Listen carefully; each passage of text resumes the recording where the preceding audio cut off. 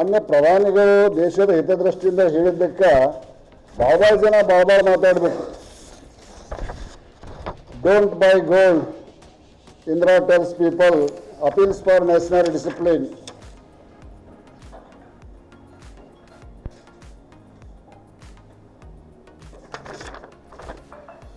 Hindu June 1967 Congress ಅವಧಿಯಲ್ಲಿ ಅಡುಗೆ ಅನಿಲ ಮತ್ತು ತೈಲದ ಅಭಾವ ಉಂಟಾದಾಗ ಹೇಳಿದ ಮಾತುಗಳು: ರಾತ್ರಿ 8 ಗಂಟೆ ನಂತರ ಪೆಟ್ರೋಲ್ ಬಂಕ್ ಮುಚ್ಚೋದು ಒಳ್ಳೆಯದು. ವೀರಪ್ಪ ಮೊಯ್ಲಿ. ತೈಲ ಬೆಲೆ ಏರಿಕೆಯೊಂದಿಗೆ ಜೀವನ ನಡೆಸುವುದನ್ನು ಜನ ಕಲಿಯಬೇಕು. ವೀರಪ್ಪ ಮೊಯ್ಲಿ. ಕೃತಕವಾಗಿ ತೈಲ ಬೆಲೆಯನ್ನು ಕಡಿಮೆ ಮಾಡಲು ಸಾಧ್ಯವಿಲ್ಲ. ಮನಮೋಹನ್ ಸಿಂಗ್. ತೈಲ ಬೆಲೆ ಏರಿಕೆ ಮಾಡದಿದ್ದರೆ ವಿತ್ತೀಯ ಕೊರತೆ ಏರಿಕೆಯಾಗುತ್ತದೆ. ಪಿ ಚಿದಂಬರಂ. ತೈಲ ಬೆಲೆ ಇಳಿಸಲು ಮ್ಯಾಜಿಕ್ ಮಾಡಲು ಆಗೋದಿಲ್ಲ. ಸಲ್ಮಾನ್ ಖುರ್ಷಿದ್. ಭಾರತ ನಿರಂತರವಾಗಿ ತೈಲ ಸಬ್ಸಿಡಿ ಹೊರೆಯನ್ನು ಹೊರಲು ಸಾಧ್ಯವಿಲ್ಲ. ಜೈಪಾಲ್ ರೆಡ್ಡಿ. ಅಂತಾರಾಷ್ಟ್ರೀಯ ಮಾರುಕಟ್ಟೆಯ ಬೆಲೆ ದೇಶದ ತೈಲ ಬೆಲೆಯನ್ನು ನಿರ್ಧರಿಸುತ್ತದೆ. ಕಪಿಲ್ ಸಿಬಾಲ್. ಕಾಂಗ್ರೆಸ್ಸಿನ ಗಣ್ಯಾತಿಗಣ್ಯ ನಾಯಕರು ತೈಲದ ಪರಿಸ್ಥಿತಿ ಗಂಭೀರವಾದಾಗ ನೀಡಿದಂಥ ಹೇಳಿಕೆಗಳು.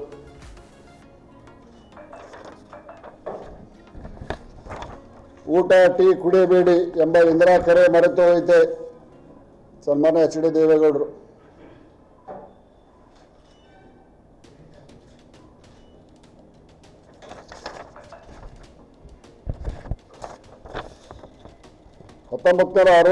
ಜೂನ್ ತಿಂಗಳಲ್ಲಿ ಚೀನಾದೊಂದಿಗೆ ಉದ್ವಿಗ್ನತೆಯ ನಂತರ ಭಾರತದ ವಿದೇಶಿ ವಿನಿಮಯಗಳ ಮೇಲೆ ತೀವ್ರ ಒತ್ತಡ ಉಂಟಾದ ಹಿನ್ನೆಲೆಯಲ್ಲಿ ಅಂದಿನ ಪ್ರಧಾನಮಂತ್ರಿ ಇಂದಿರಾ ಗಾಂಧಿಯವರು ಯಾವುದೇ ರೂಪದಲ್ಲಿ ಚಿನ್ನವನ್ನು ಖರೀದಿಸದಂತೆ ಸಾರ್ವಜನಿಕವಾಗಿ ಮನವಿ ಮಾಡಿದರು. ಆರ್ಥಿಕತೆಯನ್ನು ರಕ್ಷಿಸಲು ರಾಷ್ಟ್ರೀಯ ಶಿಸ್ತಿಗೆ ಅಳವಡಿಸಿಕೊಳ್ಳಲು ಕರೆ ನೀಡಿದರು. ಈ ವಿವಾದಾತ್ಮಕ ನಿಯಂತ್ರಣ ಕಾಯ್ದೆ ಆಗಿನ ಹಣಕಾಸು ಸಚಿವ ಮೊರಾರ್ಜಿ ದೇಸಾಯಿ ಪರಿಚಯಿಸಿದರು. ಈ ನೀತಿಯಡಿಯಲ್ಲಿ ಭಾರತೀಯರು ಅನುಮತಿ ಇಲ್ಲದೆ ಚಿನ್ನದ ಗಟ್ಟಿಗಳನ್ನು ಮತ್ತು ಚಿನ್ನದ ನಾಣ್ಯಗಳನ್ನು ಹೊಂದಿರುವುದನ್ನು ನಿರ್ಬಂಧಿಸಲಾಯಿತು. ಚಿನ್ನದ ವ್ಯಾಪಾರ ಮತ್ತು ಆಭರಣ ವಲಯ ಸಹ ಕಟ್ಟುನಿಟ್ಟಾದ ನಿಯಂತ್ರಣಗಳನ್ನು ಎದುರಿಸಿತು. ಚಿನ್ನದ ಆಮದು ಕಡಿಮೆ ಮಾಡುವವು, ವಿದೇಶಿ ವಿನಿಮಯ ಮೀಸಲುಗಳು. ಈ ರೀತಿಯಾಗಿ ಇಂದಿರಾ ಗಾಂಧಿ ಅವರು 1967 ದೊಡ್ಡ ಪ್ರಮಾಣದಲ್ಲಿ ಚಿನ್ನವನ್ನು ಖರೀದಿ ಮಾಡುವುದನ್ನು ನಿಷೇಧ ಮಾಡಿ ಕಾಯ್ದೆ ಅಂತಂದಿದ್ರು. 2013ರಲ್ಲಿ ಯಾವುದೇ ಯುದ್ಧ ಅಥವಾ ಜಾಗತಿಕ ಸಂಕಷ್ಟಗಳು ಇರಲಿಲ್ಲ. ಆದರೂ ಪ್ರಧಾನಿ ಮನಮೋಹನ್ ಸಿಂಗ್ ಸರ್ಕಾರದಲ್ಲಿ ಸಚಿವರಾಗಿದ್ದ ಪಿ ಚಿದಂಬರಂ ಅವರು ಚಿನ್ನವನ್ನು ಖರೀದಿಸದಂತೆ ಕರೆ ನೀಡಿದ್ದರು. ಹೆಚ್ಚುತ್ತಿರುವ ಚಾಲ್ತಿ ಖಾತೆ ಕೊರತೆಯನ್ನು ತಡೆಯಲು ಚಿನ್ನ ಖರೀದಿಸದಂತೆ ಮನವಿ ಮಾಡಿದರು. ಜನರು ನನಗೆ ಒಂದು ವರ ನೀಡಲು ಸಿದ್ಧರಿದ್ದರೆ ನಾನು ಕೇಳುವುದು ಒಂದೇ: ವರ್ಷದವರೆಗೆ ಚಿನ್ನವನ್ನು ಖರೀದಿಸಬೇಡಿ. ಚಿನ್ನದ ಮೇಲಿನ ಹೂಡಿಕೆ ಸುರಕ್ಷಿತ ಎಂದುಕೊಳ್ಳುವುದು ತಪ್ಪು. ಚಿನ್ನದ ಮೇಲಿನ ವ್ಯಾಮೋಹ ಹೆಚ್ಚು ಆಮದಿಗೆ ಕಾರಣವಾಗುತ್ತದೆ. ಇದು ಆರ್ಥಿಕತೆಗೆ ಪೆಟ್ಟು ನೀಡುತ್ತದೆ ಎಂದು ಹೇಳಿದ್ದರು. These are all the statements given by the renewed Congress leaders. ಇದನ್ನು ಮರ್ತಿವತ್ತ ರಾಹುಲ್ ಗಾಂಧಿ ಬಿಡ್ರಿ ಮಾತಾಡಲಿ. ಅವ್ರಿಗೇನು ಆಡಳಿತ ನಡೆಸೋ ಗೊತ್ತಿಲ್ಲ, ಏನೂ ಗೊತ್ತಿಲ್ಲ.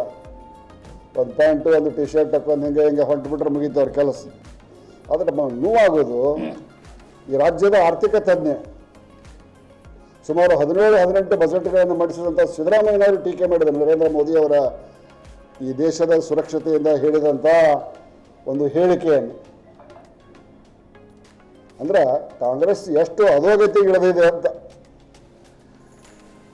ಇಲ್ಲೇನು ಪ್ರಧಾನಿ ನರೇಂದ್ರ ಮೋದಿಯವರು ಯಾವುದೇ ಆದೇಶ ಮಾಡಿಲ್ಲ. ನಿಮ್ಮಷ್ಟಕ್ಕೆ ನೀವು ಅಳವಡಿಸಿಕೊಂಡು ದೇಶದ ಒಂದು ಹಣಕಾಸಿನ ಪರಿಸ್ಥಿತಿಯನ್ನು ಮುಂಬರುವ ದಿವಸಗಳೊಳಗೆ ಸ್ಟೆಬಿಲಿಟಿ. ಈಗ ಯುದ್ಧ ಇನ್ನೂ ಮುಗಿದಿಲ್ಲ. ಅನಿವಾರ್ಯವಾಗಿ ಪೆಟ್ರೋಲ್ ಡೀಸೆಲ್ ಬೆಲೆ ಏರಿಕೆ ಆಕ್ಕವು. ಆ ದೃಷ್ಟಿಯಿಂದ ಹೇಳ್ಯಾರ. ರಾಜ್ಯದ ಹಿತದೃಷ್ಟಿಯಿಂದ ರಾಜಕಾರಣವನ್ನು ಮಾಡುವಾಗ ಮಾಡಲಿ ಕಾಂಗ್ರೆಸ್ಸಿನ ನಾಯಕರು. ರಾಷ್ಟ್ರೀಯ ಭದ್ರತೆ ಬಂದಾಗ ರಾಜಕಾರಣವನ್ನು ಮಾಡಿದರೆ ಇವರಿಗೆ ದೇಶ ಪ್ರೇಮಿಗಳಂತ ಕರಿಬೇಕು, ಮತ್ತು ಇನ್ನೇನಂತ ಕರಿಬೇಕು ನೀವು ವಿಚಾರ ಮಾಡಿ. ಇನ್ನೊಂದು ಶಬ್ದನ ಹೇಳಕ್ಕೆ ಹೋಗೋದಿಲ್ಲ. ರಾಷ್ಟ್ರೀಯ ಭದ್ರತೆ ವಿಚಾರದಾಗೂ ಇವರು ಆಟ ಆಡ್ತಾರಂತಂದ್ರೆ ಇವರ ದೇಶ ಪ್ರೇಮಿಗಳಂತ ಕರಿಬೇಕು, ಇನ್ನೇನಾದರೂ ಕರಿಬೇಕು ಅನ್ನೋದು ಜನ ತೀರ್ಮಾನ ಮಾಡಲಿ ಅಂತ ಜನರಿಗೆ ನಾನು ಬಿಡ್ತಾ ಇದ್ದೀನಿ. ದೇಶದ ಭದ್ರತೆ, ದೇಶದ ಸುರಕ್ಷತೆ, ದೇಶದ ಆರ್ಥಿಕ ಸ್ಟೆಬಿಲೀಕರಣ, ಸ್ಟೆಬಿಲಿಟಿ ಅಂತೇಳಿ ಕರಿತೀವಿ, ಭಾಳ ಮಹತ್ವದ್ದು. ಇಂಥ ಸಂದರ್ಭದಲ್ಲಿ ಮುಂದಿನ ವರ್ಷಗಳಲ್ಲಿ ನಮ್ಮ ವಿದೇಶಿ ವಿನಿಮಯ ಭದ್ರವಾಗಿರಬೇಕು, ವಿದೇಶಿ ವಿನಿಮಯದ ಕೊರತೆ ಆಗಬಾರ್ದು,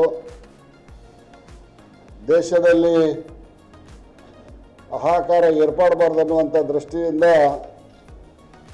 ಈ ದೇಶದ ಹೆಮ್ಮೆಯ ಪ್ರಧಾನಿಗಳಾದಂಥ ನರೇಂದ್ರ ಮೋದಿಯವರು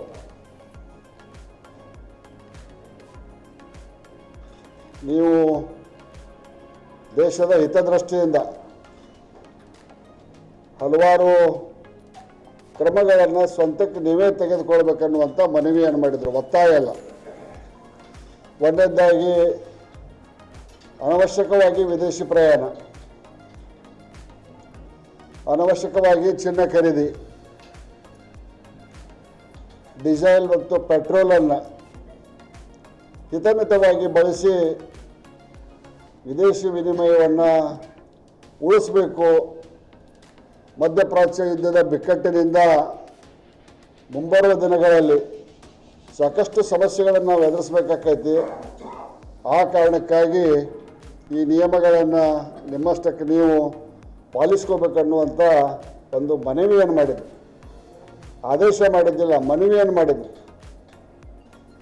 ನಮ್ಮ ವಿರೋಧ ಪಕ್ಷದ ನಾಯಕರುಗಳಿಗೆ ನರೇಂದ್ರ ಮೋದಿಯವರನ್ನ ಟೀಕೆ ಮಾಡಲಿಕ್ಕೆ ಏನಾದರೂ ಒಂದು ಕುಂಟ ನೆಪ ಸಾಕು. ಆಡಳಿತದ ವೈಫಲ್ಯತೆ ಅಂದರು ಯಾರು, ಸನ್ಮಾನ್ಯ ರಾಹುಲ್ ಗಾಂಧಿ ಅವರು. ಆಡಳಿತ ಅಂದರೆ ಏನೂ ಗೊತ್ತಿಲ್ಲ ಹುಡುಗ. ಚುನಾವಣೆ ಮಾಡ್ತಾರ, ಫಲಿತಾಂಶ ಬಂದು ಮರೆದು ವಿದೇಶದಾಗಿರ್ತಾರೆ.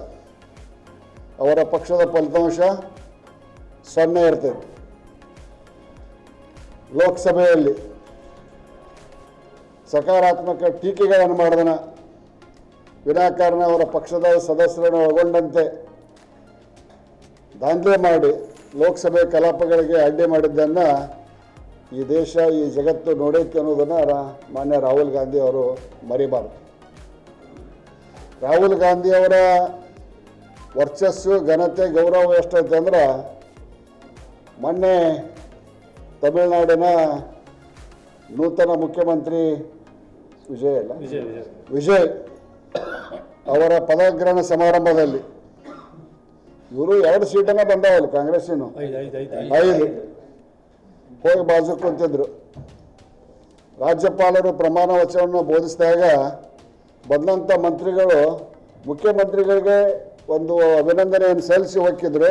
ರಾಹುಲ್ ಗಾಂಧಿ ಅವ್ರ ಕಡೆ ಒಬ್ಬರು ತಿರುಗಿ ನೋಡಲಿಲ್ಲ, ಒಬ್ಬ ಮಂತ್ರಿನೂ ತಿರುಗಿ ನೋಡಿಲ್ಲ. If you like this video ಬೇಗ ಲೈಕ್ ಮಾಡಿ, ಕಾಮೆಂಟ್ ಮಾಡಿ, ಶೇರ್ ಮಾಡಿ ಹಾಗೂ ಯೋಯೋ ಟಿವಿ ಕನ್ನಡವನ್ನು ಸಬ್ಸ್ಕ್ರೈಬ್ ಮಾಡಿ.